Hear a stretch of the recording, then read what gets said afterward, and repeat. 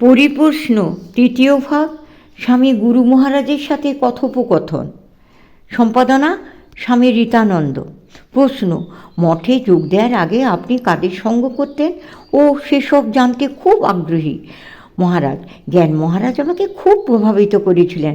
স্বামীজির শিষ্য জ্ঞান মহারাজ। প্রশ্ন, মহারাজ, মহাপুরুষ মহারাজের সঙ্গে আপনার অন্তরঙ্গ সম্পর্কের কথা শুনেছি। আপনি কি তাঁর খুবই অন্তরঙ্গ ছিলেন? মহারাজ, শরৎ মহারাজের চেয়েও বেশি, কারণ আমি তাঁর সঙ্গ করতাম খুব। শরৎ মহারাজের সঙ্গও অনেক করেছি, কিন্তু তার সাময়িক। শরৎ মহারাজ যখন মঠে আসতেন শুধু তখনই তার সঙ্গ করার সুযোগ পেতাম। মহাপুরুষ মহারাজ ছাড়া আর অন্য কোনো সাধুর সান্নিধ্য পেয়েছিলেন? মহারাজ, এটা খুব কঠিন প্রশ্ন। হাসি। তার ঠিক পরেই তুমি শরৎ মহারাজকে ধরতে পারো।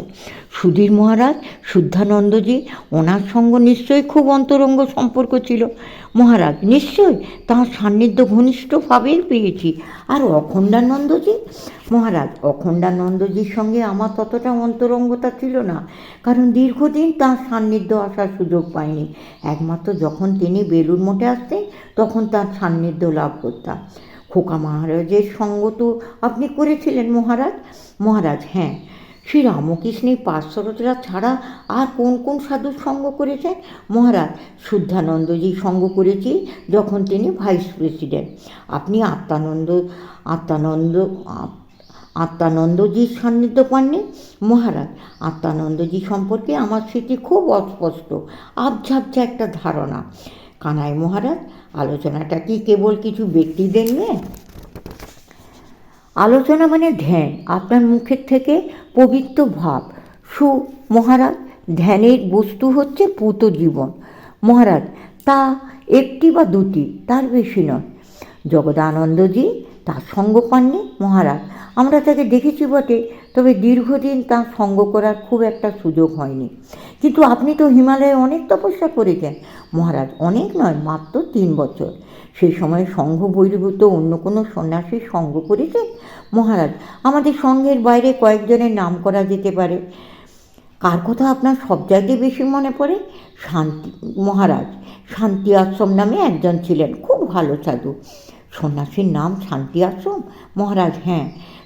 শান্তি আশ্রম একটা সন্ন্যাসীর সঙ্গ, তাই না? মহারাজ, আশ্রম হলো উপাধি, আমরা যেমন পুরী সেই রকম। সাধুটির নাম শান্তি, আর তিনি আশ্রম সম্প্রদায়ভুক্ত। আমি তোমাদের একটা উদাহরণ দিচ্ছি। দিন মহারাজ। মহারাজ, একজন নতুন সাধু এলো, যে থাকার জন্য একটা কুঠিয়া খুঁজছিল। সে আশ্রমকে চিনত না, তবু আশ্রম তাকে নিজের কুঠিয়ায় থাকতে দিল। তা সে ভাবল, এখানে তো খুব কষ্ট, কোথাও কিছু নেই। অন্য এক সাধু হঠাৎ তাকে সেখানে দেখতে পেয়ে ভাবল, কী ব্যাপার, ওই সাধুটি শান্তি আশ্রমের কুঠিয়াতে ঢুকছে কেন? জিজ্ঞাসা করাতে নতুন সাধুটি জানালো, একজন আমাকে এই জায়গাটা দেখিয়ে দিয়েছে। এটা যে শান্তি আশ্রমের কুঠিয়া তা তো জানি না। কেমন একটা উদাসীন উদাসীন ভাব।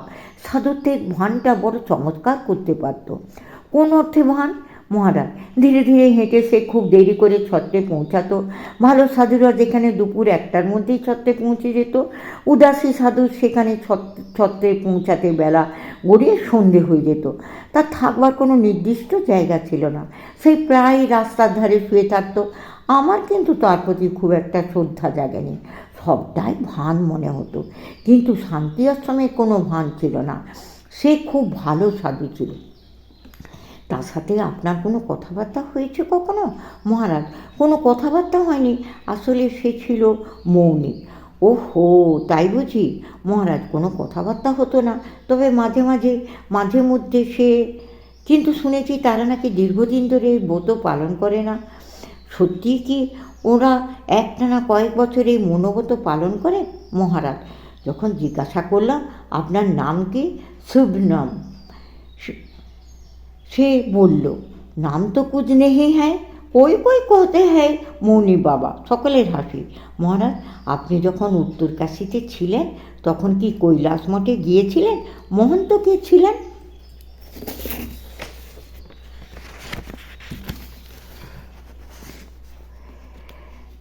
মহারাজ, নাম মনে পড়ছে না, বুড়ো একজন কৈলাসের মহন্ত। তার চেয়ে কোঠারি বেশি প্রভাবশালী, মহন্তের চেয়ে কোঠারি বেশি প্রভাবশালী। মহারাজ, আর ওই নাথ সম্প্রদায়ের সাধু? মহারাজ, চেলা কজন ছিল? 3 জন জানি, ললিতনাথ, শান্তিনাথ, প্রজ্ঞানাথ। ললিতনাথকে আমি দেখেছি, সে কনখল আশ্রমে আসত। শান্তিনাথকে আমি দেখিনি। নাথ সন্ন্যাসীদের বৈশিষ্ট্য কী? মহারাজ, দেখে মনে হয় তারা ত্যাগের ভাবে পরিপূর্ণ, তারা নিষ্ঠাবান। কিন্তু সামগ্রিকভাবে বেদান্তকে কি তারা গ্রহণ করেছে? মহারাজ, গুঁড়া বৈদান্তিক, কিন্তু বেশিরভাগ সাধুই আমাদের মতো সাধারণ। ভালো কথা বলো। প্রশ্ন, মহারাজ, ভগবানে বিশ্বাস হয় না কেন? মহারাজ, তাকে দেখা যায় না বলে। মহারাজ, কথামৃতের এক জায়গায় হাজরামশাই ঠাকুরকে বলতেন, নরেন্দ্র আবার মকদ্দমায় পড়েছে। ঠাকুর বলতেন, শক্তি মানে না, দেহ ধারণ করলে শক্তি মানতে হয়। মহারাজ, প্রশ্ন হলো, শক্তি মানা না মানার সঙ্গে মকদ্দমার কী সম্পর্ক? মহারাজ, মানে মকদ্দমার সংসারে দুঃখ কষ্ট ইত্যাদি শক্তির ব্যাপার, শক্তির এলাকা। শক্তি মানলেই যে দুঃখ কষ্ট থাকবে না তা তো নয়। মহারাজ, তা ঠিক, তবু তাকে মানলে, পুজো করলে, প্রার্থনা করলে তিনি দুঃখ কষ্ট কমিয়ে দিতে পারেন। তাই ঠাকুর নরেনকে বলেছিলেন, তুই আমার মাকে মানিস না, তাই তো তোর এত কষ্ট, মাকে গিয়ে বল না। কিন্তু নরেন্দ্র বলতে পারেনি, তাতে ঠাকুর খুশি হয়েছেন। তিনি তো এরকম নরেন্দ্রকেই চান, ঠুনকো নরেন্দ্রকে চান না। তিনি চান এমন নরেন্দ্রকে যে নরেন্দ্র পাথরে আছড়ালেও কিছু হবে না। ঠাকুর বলেছিলেন, আমি কি করব, তোর কপালে সংসার সুখ নেই। নরেন্দ্র মাকে মেনেছিলেন, কিন্তু তাতে তার দুঃখ যন্ত্রণা লাঘব হয়নি। মাকে না মানার আগে তার ছিল একটিমাত্র পরিবারের দুঃখের ভার, আর মাকে মানার পর তার দুঃখ শত গুণে বেড়ে গেল। তার জন্য সারা সংসারের দুঃখ কষ্ট যেন তার নিজের কাঁধে চলে এলো। তার চেষ্টা একটিমাত্র পরিবারের দুঃখ কষ্টের লাঘবে নিয়োজিত হলো না, সারা জগতের দুঃখ দূর করাই তার জীবনের ব্রত হয়ে গেল। প্রশ্ন, মহারাজ, ঠাকুর বলছেন শরীরটা কিছুদিন থাকতো, লোককে যে চৈতন্য হতো। একটু পরে বলছেন তা রাখবে না, তা রাখবে না। সরল মূর্খ থেকে পাছে লোকে সব ধরে পড়ে, সরল মূর্খ পাছে সব দিয়ে ফেলে, একে কলিতে ধ্যান জব নাই। মহারাজ, তিনি তো দিতেই এসেছেন, তবে তার আশঙ্কার কি আছে? মহারাজ, পাছে জগৎলীলা না চলে, সব মুক্ত হয়ে যায়, তাই যা দেবার দিয়ে দিয়েছেন। চৈতন্যদেবও এইরকমই বলেছিলেন, চলো আর না ইত্যাদি। তিনিই মুক্ত করছেন, আবার তিনিই বদ্ধ করছেন। মহারাজ, একটির পর আরেকটি যোগ অল্টারনেটলি করাকে কি সিনথেসিস বলা হয়, নাকি একটি যোগের মধ্যে অন্য যোগের এলিমেন্ট রয়েছে, এরকম ভাবাকে সিনথেসিস অফ যোগা বলা হয়? মহারাজ, একটার মধ্যে অন্যগুলো রয়েছে, শুধু ভাবা নয়। ঠাকুরের গলায় ব্যথা, ডাক্তার মহেন্দ্রলাল সরকার এসেছেন, তাকে ঠাকুর বলছেন, আমার গলার ব্যথাটা সারিয়ে দাও না, মায়ের নাম করতে পারছি না। মহেন্দ্রলাল সরকার বললেন, ধ্যান করো। ঠাকুর, তা কেন? আমি একঘেয়ে হব কেন? আমি কখনো ধ্যান করব, কখনো নাম করব, কখনো পুজো করব। এর মানে ঠাকুর একটার পর আরেকটা অল্টারনেটলি করার কথা বলছেন নাকি? মহারাজ, ঠাকুরের ভাব হলো, একঘেয়ে কেন হব, বিভিন্নভাবেই তাকে আস্বাদ করব, কখনো ধ্যানে, কখনো বা অন্যভাবে। ওই যে ধ্যান করতে বসে বলছেন না, ভাবলুম চোখ বুঝলেই তিনি আছেন, আর চোখ চাইলেই তিনি নেই। মানে তিনি ভগবানকে ভিতরে বাইরে, সাকারে নিরাকারে, রূপে অরূপে বিভিন্নভাবে আস্বাদ করতে চান। পূজনীয় রঙ্গনাথানন্দজি একবার টিসিতে লেকচার দিলেন, বিষয় ছিল 2টি শ্লোক। একজন একটির উল্লেখ করলো, কিন্তু পুরো শ্লোকটা কেউ বলতে পারল না। সেটি মান্ডুক্যা কারিকা থেকে। মহারাজ বারবার জিজ্ঞেস করলেন, কারিকাটি কী?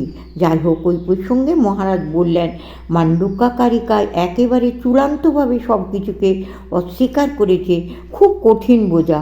মাইসোরে যখন ছিলাম 1 বছর মান্ডুক্য কারিকা নিয়ে ঘষা মাজা করেছি। যা হোক, মহারাজ বললেন, যা থাকে কপালে, মান্ডুক্য কারিকাটা নিয়ে এসো। পরদিন কারিকাটা মুখস্থ করে বই সঙ্গে নিয়ে গেলাম। প্রণাম করতেই মহারাজ সঙ্গের বই দুটো লক্ষ্য করে বললেন, বলো কারিকাটা বলো।